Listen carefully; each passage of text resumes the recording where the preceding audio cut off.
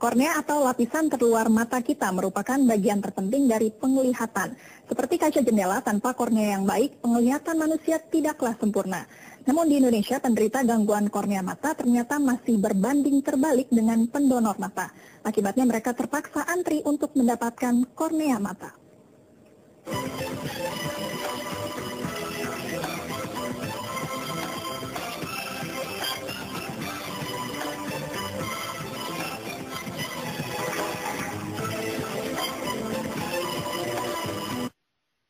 Kalau kita mendonasikan itu sebetulnya kita menolong orang lain gitu.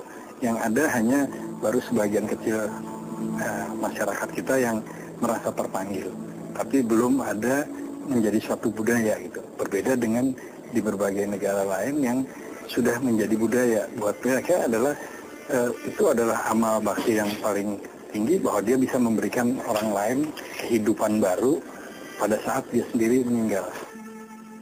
Langkanya kornea mata di Indonesia membuat para penderita gangguan kornea yang akan mencangkok korneanya terpaksa menunggu berbulan-bulan untuk mendapatkannya. Apabila beruntung, mereka hanya harus menunggu lebih kurang 2 minggu.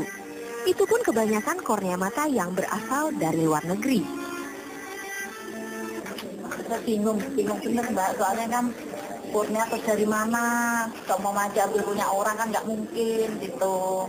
Kalau mau punya bapaknya, mau punya mamanya, kalau bisa sih ya ini, cuman ya kata dokter, saya ke dokter lagi, ke dokter Bondan, katanya dari Indonesia lama, nunggu dari Indonesia lama, saya kasih saran ke Filipina, dari Filipina. Anissa, bocah berusia 9 tahun ini, terdiagnosa menderita leukemia kornea, yang salah satu tandanya adalah keruhnya warna kornea mata. Sejak tahun 2009, sang ibu mengaku kesulitan untuk mendapatkan di mana donor mata di Indonesia.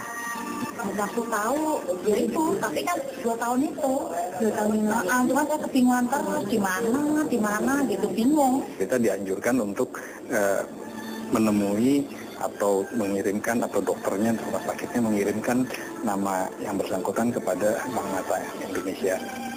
Untuk di Jakarta, saat ini ada 2 tempat, yaitu di RSCM ini, Departemen Mata RSCM, dan ada di Rumah Sakit Mata Aing.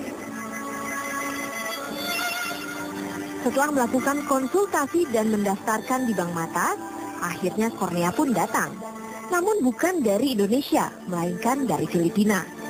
Untuk itu, Untari yang sehari-hari berprofesi sebagai pedagang kue subuh harus merogoh kocek yang cukup besar demi jernihnya penglihatan sang buah hati.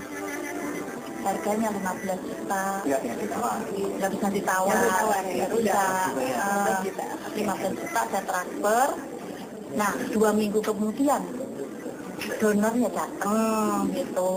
Nah, belum ada 2 minggu dia datang Mbak, cuman usia 30 ke atas, katanya kurang bagus.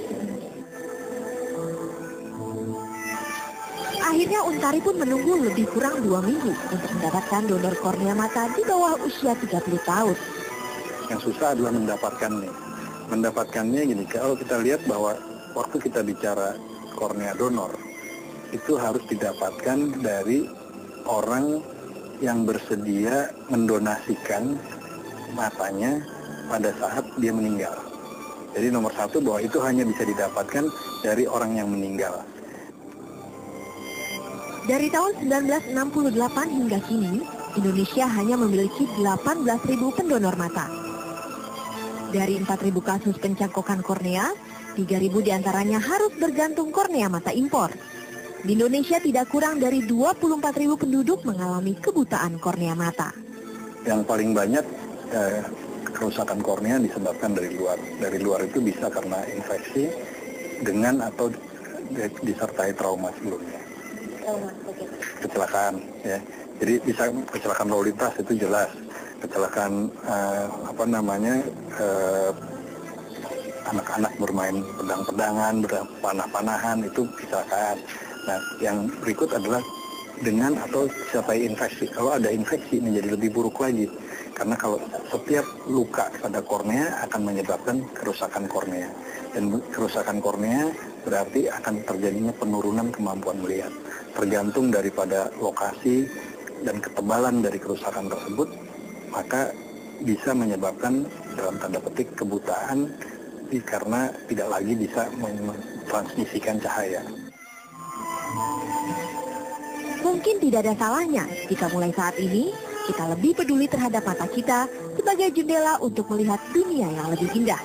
Dan juga mulai berpikir dan bertindak agar kita tak ketergantungan lagi soal pendonor kornea mata. Demikian laporan Aprilia Yahya dan Elang Priwari dari Jakarta.